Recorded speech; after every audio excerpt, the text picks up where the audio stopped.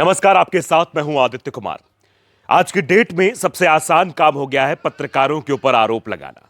पत्रकारों के बारे में इस तरीके की बातें कही जाती हैं। दो धड़ा तो बटा ही हुआ है, लेकिन एक धड़ा ऐसा भी है जो पत्रकारों पर बिना सोचे समझे आरोप लगा देता है, क्योंकि पत्रकार उसके खिलाफ खबर चला देता है। यानी नेताओं, उद्योगपतियों के अगर समक्ष खबरें चलाई जाएगी, उनके समकक्ष खबरें चलाई जाएंगी, उनके फेवर में खबरें चलाई जाएंगी, तब तक पत्रकार अच्छा है। लेकिन पत्रकार अगर सवाल पूछना शुरू कर दे कि नोटों की गड्डियां कहां से आई हैं, तो पत्रकार बुरा हो जाता है और उस पत्रकार के खिलाफ एप्लीकेशन देना शुरू हो जाती है। ये कितना आसान हो गया है ये कि पत्रकार अगर नोटों की गड्डियां दिखाता है कि इतना कैश कहां से आया, वो वीडियो वायरल हो जाता है, उस पर खबर बनाई जाती है, तो पत्रकार के खिलाफ मुकदमा लिखाने के लिए, पत्रकार की आवाज को दबाने के लिए ये कांड करने शुरू कर देते हैं। ये उद्योगपतियों का फंडा है। और प्रेस कॉन्फ्रेंस भी करेंगे, उन्हीं पत्रकारों के सामने प्रेस कॉन्फ्रेंस से कहेंगे कि मैं तो विधायक और मंत्री से भी ज्यादा टैक्स भरता हूं। अच्छी बात है, आप उद्योगपति हैं, सरकार को चलाने में आपका बहुत बड़ा योगदान है। लेकिन सवाल यह है कि जब नोटों की गड्डियों का वीडियो वायरल होता है, तो आप उस पर अपनी प्रतिक्रिया देने के बजाय, अपनी सफाई देने की बजाय, आप अगर पत्रकारों पर सवाल खड़े कर रहे हैं, यानी कि चोर की दाढ़ी में तिनका, आप कहीं ना कहीं डरे हुए महसूस कर रहे हैं। आपका अगर वो वीडियो सामने आया था तो आपको सीधे तौर पर अधिकारियों को जवाब देना चाहिए था कि ये पैसा ऐसे है, ये जेन्युइन पैसा है, कोई गलत नहीं है। लेकिन पत्रकारों पर उल्टा सवाल खड़े कर देना, यह आपकी मानसिकता को साफ दर्शाता है कि आपके अंदर चोर बसा हुआ है। नहीं तो आप शायद ऐसी बातें ना करते, आप पत्रकारों को निशाने पर ना लेते, आप ना कहते कि मुझे जो है मुझसे रंगदारी मांगी जा रही है, ऐसा कुछ किया जा रहा है।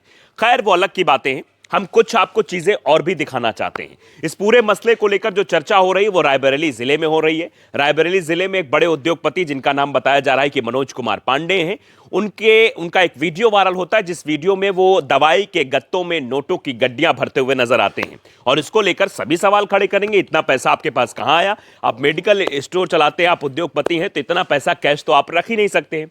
जब ये वीडियो एक पत्रकार के पास पहुंचता है, तो पत्रकार उस वीडियो को प्रसारित करता है, प्रसारित करने के बाद खबर चलाता है। और पॉइंट ऑफ व्यू के लिए वो पत्रकार भारत समाचार का, जिसका नाम रोहित मिश्रा है, वो फोन करता है और मनोज कुमार पांडे से पूछता है कि इतना सब ये है, इसके बारे में आप कुछ कहना चाहेंगे? बस इसी कॉल को लेकर यह कहा जा रहा है कि रंगदारी भारत समाचार के पत्रकार द्वारा मांगी गई। सवाल कई हैं और इन सवालों के जवाब हम तलाशने की कोशिश भी कर रहे हैं। दरअसल जैसे ही ये चीजें होती हैं, पत्रकार एकजुट हो जाते हैं। जब पत्रकार के खिलाफ एप्लीकेशन दी जाती है, तो पत्रकार लामबंद हुए और लामबंद होने के बाद ज्ञापन सौंपा कप्तान और डीएम दोनों को कि आप इसके निष्पक्ष जांच कराइए। पत्रकार के ऊपर जो आरोप लगाए गए हैं वो संगीन है और उन आरोपों की भी जांच होनी चाहिए, और जो नोटों की गड्डियां मिली हैं इनकी भी जांच होनी चाहिए। मामला यही नहीं रुकता है। उसके बाद आप जानते हैं कि एक प्रभुत्व वर्ग भी होता है, एक संभ्रांत वर्ग होता है, जिसको एडवोकेट कहते हैं, जिसकी अहम भूमिका समाज में होती है। वो कई तरह के मसले देखते हैं। एडवोकेट समाज ने भी इस मसले को गंभीरता से लिया और मसले को गंभीरता से लेते हुए इसके खिलाफ भी एक ज्ञापन सौंपा कि पत्रकार पर सवाल क्यों खड़ा किया जा रहा है, जबकि उस काला धन की जांच क्यों नहीं हो रही है, वो वीडियो कब का है, इस पर जांच क्यों नहीं हो रही, इस पर चर्चा क्यों नहीं हो रही। ये कई सवाल हैं। तो पत्रकारों पर सवाल खड़े करने से पहले शायद मनोज कुमार पांडे को यह सोचना चाहिए था कि इस तरीके से अगर आप करेंगे तो सवाल तो खड़े होंगे। पूछा जरूर यह जाएगा कि आप अपनी बात का जवाब देने के बजाय उल्टा खिजिया क्यों गए हैं। आप जानते हैं, गांव में कहावत है कि खिसियानी बिल्ली खंभा नोचे। तो क्या वही हाल करके खुद फंसते हुए दिखाई दे रहे हैं मनोज कुमार? ये अपने आप में सवाल है। लेकिन हम कल जब मंडली पहुंचती है वकीलों की, उनके द्वारा क्या कुछ कहा जाता है वो भी आपको सुनाएंगे, और साथ ही साथ ये भी बताएंगे कि बाद में जब ये सवाल पूछा जाता है तो हलक सूख जाता है मनोज कुमार का। वो जवाब नहीं दे पाते हैं कि पत्रकार पर सवाल आपने क्यों खड़े किए। आपको अपनी बात का जवाब देना चाहिए था, आपको अधिकारियों को जवाब देना चाहिए था कि इतनी नोटों की गड्डियां आपके पास कैसे पहुंची हैं। सबसे पहले हम वकीलों के उस पॉइंट ऑफ व्यू को आपको दिखाते कि वकील जब पहुंचे ज्ञापन देने तो उन्होंने क्या कुछ कहा, जरा सुन लीजिए। काला धन हुआ है, इकट्ठा हुआ है, उसको जो जांच करके जांच भी की जाए और काला धन सरकारी कोष में जमा भी किया जाए।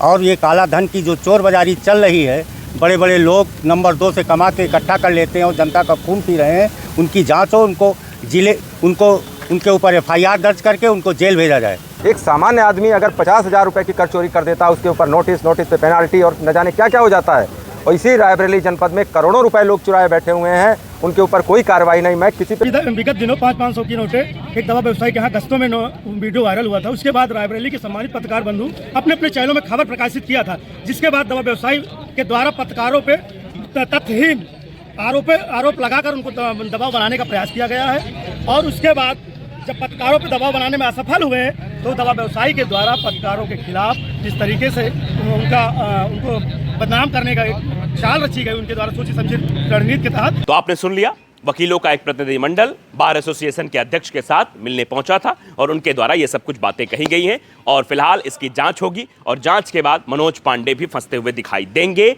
या नहीं देंगे ये वक्त बताएगा। लेकिन फिलहाल अब जरा एक और वीडियो जो कल से खूब वायरल हो रहा है, खूब उस वीडियो की चर्चा हो रही है। उस वीडियो में जब मनोज कुमार से एक सवाल पूछा जाता है कि आप बताइए कि आपने पत्रकार के खिलाफ क्यों शिकायत की, इसका जवाब दीजिए, तो उस जवाब को देने के बजाय मामले को उल्टा घुमाने की कोशिश कर रहे थे कि अधिकारी जांच करे। यही बात पहले करनी चाहिए थी कि अगर आप पर आरोप लगे हैं तो उन आरोपों की जांच होगी और उन आरोपों की जांच के बारे में आप अधिकारी को बताएंगे, अधिकारी उसका निस्तारण करेगा, कैसे करना है नहीं करना है। लेकिन पत्रकार पर सवाल खड़े कर देना कहीं ना कहीं यह दर्शाता है कि आपने गलत जगह जो है बयाना ले लिया है और अब मुश्किलें और भी आपके लिए खड़ी हो सकती हैं।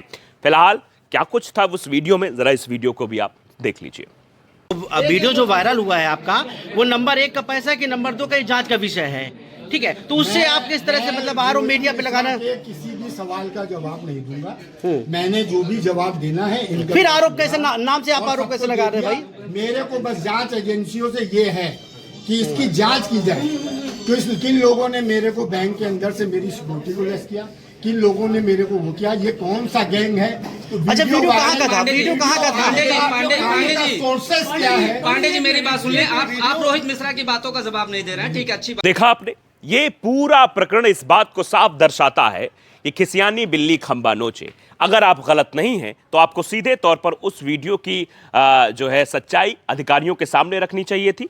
आपको प्रेस कॉन्फ्रेंस बुलानी चाहिए थी तो उस वीडियो की सच्चाई के बारे में बुलानी चाहिए थी कि वीडियो कब का है, कब का नहीं है और इसमें क्या क्या है, उसके सारे साक्ष्य आपको प्रस्तुत करने चाहिए थे। लेकिन ये ना करके पत्रकारों पर सवाल खड़ा कर देना मनोज कुमार के लिए एक बड़ी मुसीबत बन गया है और आने वाले समय में चर्चाएं और भी गर्म होंगी और मनोज कुमार के सामने भी मुसीबतें खड़ी हो सकती हैं। फिलहाल पत्रकार एक हो गए हैं, पत्रकारों की एकता दिखाई भी दी है, पत्रकारों ने मीटिंग की है, ये कहा है कि जब भी ऐसे कोई मसले होंगे उन पर खुलकर आवाज़ उठाई जाएगी और जो ये इनकी इतनी हिम्मत होती चली जा रही कि गलत करने के बाद भी इस तरीके सवाल उठाएं और पत्रकारों पर सवाल खड़ा करें तो उसका भी अब जवाब देने के लिए पत्रकार लामबंद हो गए हैं।